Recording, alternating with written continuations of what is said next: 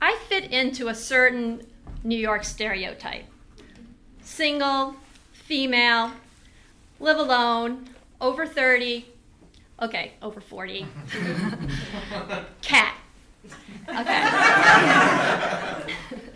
But I'm not one of those cat people or, cat ladies. I just love having a pet. I've always loved having a pet. I always wanted a pet.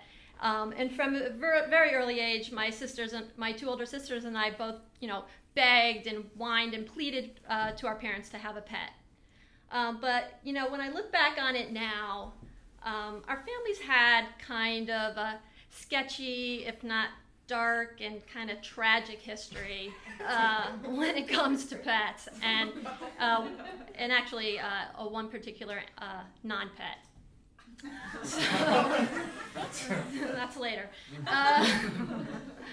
I got my first goldfish, Goldie, when I went to our local fireman's carnival and I threw the little ping pong ball into the little goldfish bowl. I'm sure everybody's probably tried that.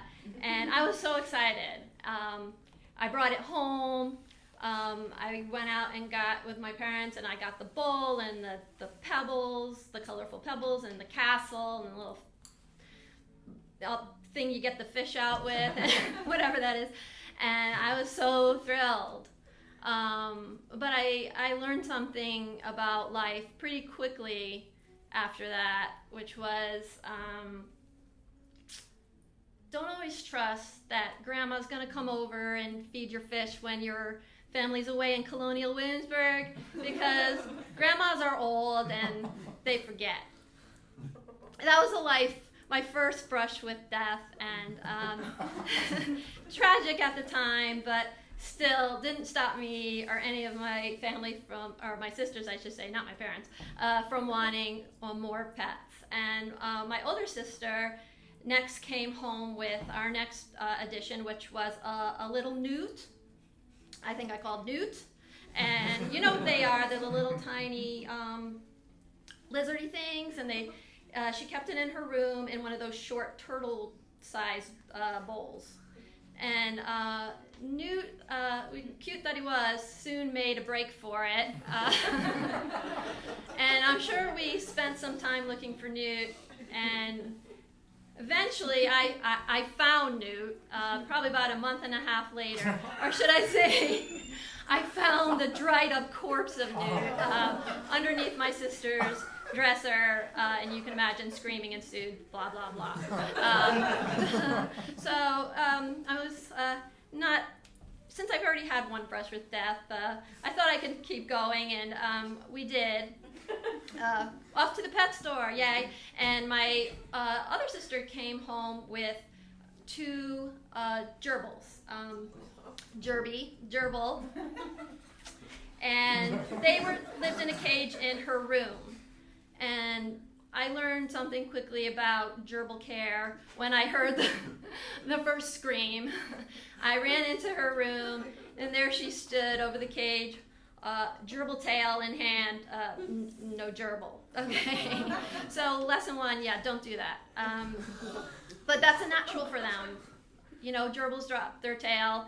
Gerbil lived, and that summer, my family, my mom and dad and my two sisters decided that they were going to go to Europe, and I was 8 years old and annoying and wouldn't eat, and I couldn't come. So they sent me off to sleepaway camp for a month, and since nobody was home, Derby and Gerbil came too, and they spent the summer in the nature center. And they were fine. And I went to the nature center, and I fed them and, visited them, and that was great. At the end of the summer, my sisters and my parents came to pick me up, and Derby and Gerbil, and we got into the car and went off. Well, it was kind of a long drive, so we decided to pull over, and we stopped at one of those highway rest stops. It was, McDonald's, Denny's, something like that, and we left the gerbils in their cage on the back seat of the car. All's fine. We went, had lunch, came back, opened the door. and there was a cage, but no gerbils, okay?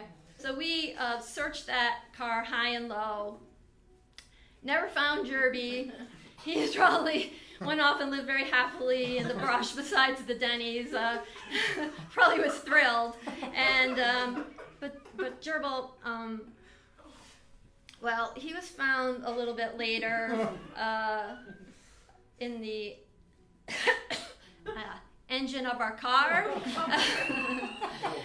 Yes, Gerbil didn't make it, and so we buried the little gerbil in the woods behind our house. But that didn't, thwart us at all. So I was already begging for the next thing, and the next thing we brought home were a pair of hamsters, and Hammy and Hamster. So naming, I knew I could remember those. So naming maybe not my thing, and. So I really should have called them Fat and Skinny, though, because Jerby was like, Hammy. There you go. Hammy was like a fatty, and Hamster was very, very thin. Hammy ate all the food. Hamster didn't. And so Hamster quickly joined Gerbil behind the house, and Hammy lived a little bit longer, but came to his end in a certain hamster wheel incident that I don't like to talk about. So, also backwoods, now in our now growing animal burial ground. But a short period later, the begging ensued, and one of my sisters came home with the cutest bunny. Okay, we're getting bigger now, right? So you think we're becoming more responsible? Yeah. And so the bunny, Hoppy, was so cute, and we all wanted to hold Hoppy, and we fed it carrots and lettuce, and it was thrilling. And Hoppy went to live in a hutch my dad built out in behind our house. Well, he didn't like it back there so much because soon Hoppy became very, very ill. And you think, oh, this is a good time for a vet? Yeah. No, my dad's like, no, I'll take care of it. Don't worry about it. So he disappears upstairs for a few minutes, comes down, tells us just stay in the house. I'll take care of the rabbit. Goes back to the hutch, and about a minute later, gunshot. He took care of it really well. And little Hoppy joined his friends in the backwoods behind our house. So that was a very sad incident, and life goes on. And when the family down the street from us had a dog, a Lasha Apso, that had puppies, right? Yeah, puppies. And they were so cute. So we were over there playing all the time, and soon we were like begging our parents for a puppy. And of course my dad was like, yeah, no way are you bringing a dog. I guess we really haven't proven ourselves at all at this point. And they're like, no. But my mom was soon to cave when we dragged her over there, and she saw them because they are so sweet. They're just these round, tan little fluff balls. And soon that tan little fluff ball came home with us, and we named him Coco. And Coco was so cute. I mean, there's 3 girls in the house, got lots of kisses, lots of love.